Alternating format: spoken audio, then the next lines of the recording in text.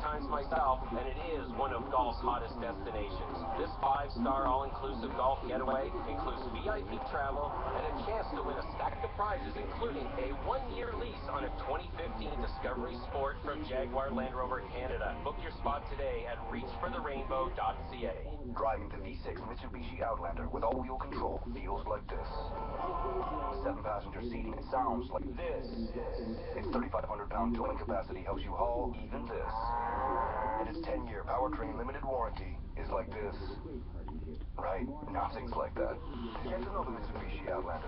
Leasing from 0.9% for 48 months on a approved credit. Plus, qualified customers get discounts of up to $5,000 on select models. Conditions apply. See dealer details. Mitsubishi. Built better, back better.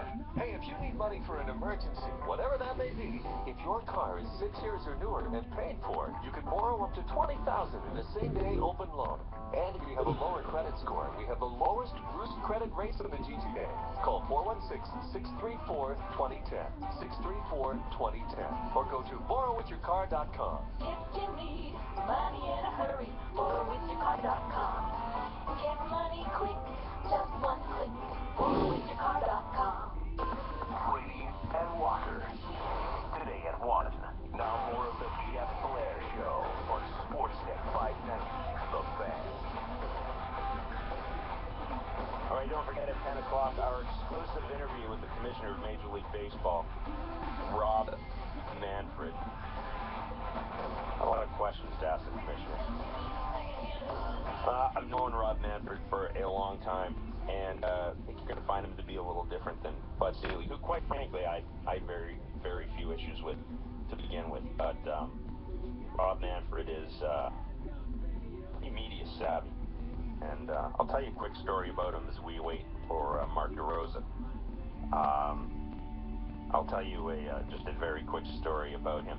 Rob Manfred, when he took over the labor relations aspect of his job in the Commissioner's office, decided that he was going to have a daily update with reporters, about 25 of us, during labor negotiations as a way of kind of counteracting what he saw as a pro-player perspective from the media. That just gives you a little insight into how the guy's mind works. He may have worked for Bud Selig, but believe me, he's a different guy, and I'm really looking forward to our interview with him, and I think he's going to be a terrific commissioner.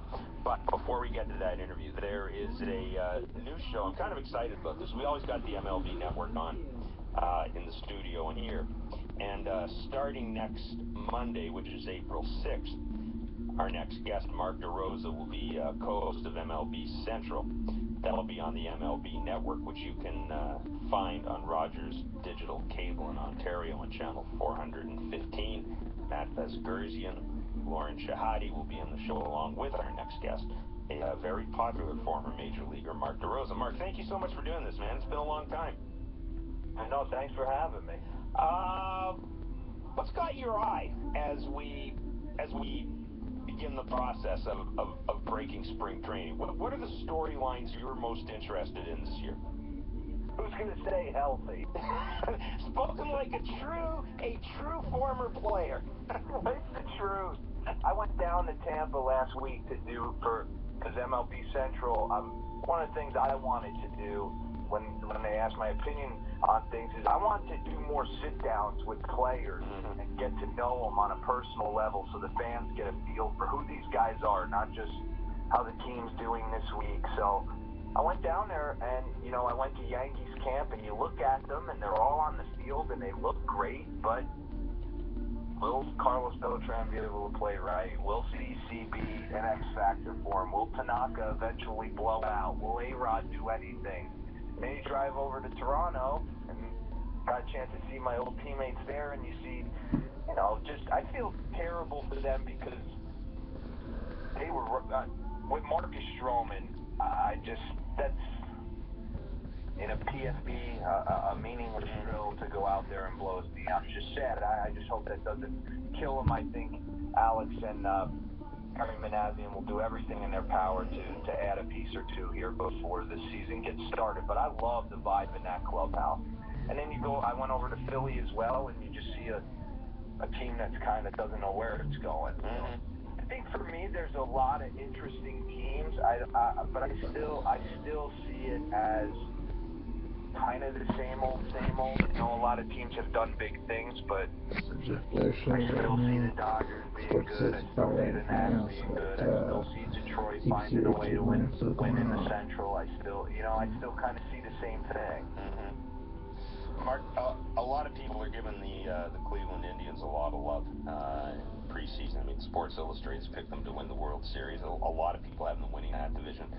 I like the Indians, but boy, I'm like you. I have a real hard time overlooking Detroit, even given some of the concerns around Justin Verlander. It's still such a good lineup, isn't it? You know what? I like Detroit because been there, done that, and when it comes down to the end, Cleveland's kind of faltered the last couple of years. They got into the wild card that got hot as a pistol in 2013 and found themselves in that wild card game that they lost to Tampa. But I just look at David Price. He's pitching for a contract. I look at Justin Verlander. He's pitching to prove people wrong. No one talks about Anibal Sanchez. I just think those big three can carry it if they're right. And another team that no one talks about is the Kansas City Royals. And this is a team you watched with Pittsburgh. Once you win once and get a taste of it, you're kind of willing to go that extra mile because you know what's out there once you've smelled it. So I just wouldn't undersell the importance of those guys playing to Game 7 of the World Series and what it does for their confidence. I mean, Eric Hosmer performed well in the postseason. Moustakas, a guy who was kind of becoming an afterthought prospect, played really well. I just think they have the necessary pieces, minus James Shields. But they added Edison Volquez. I think they're going to be there. I like the White Sox. So Cleveland's good, but they got their work cut out for them. Hey, Mark, when you were here, you were one of the guys I think a lot of people looked at as helping, at least we thought helping Brett Laurie turn the corner. I mean, I remember writing stories about this, you know, that you and Brett, I mean, you were essentially charged with the responsibility of helping turn this guy into a major leaguer, into a major league person and a major league player. How's he going to do in Oakland? No, you know what? I think you just, you know what? You just discovered Brett Laurie's Brett Laurie, man. That's all.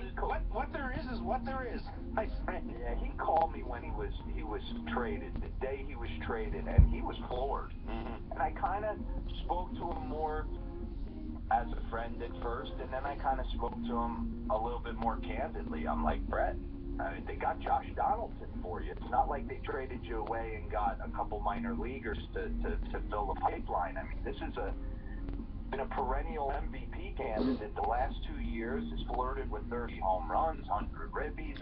This is a big time piece.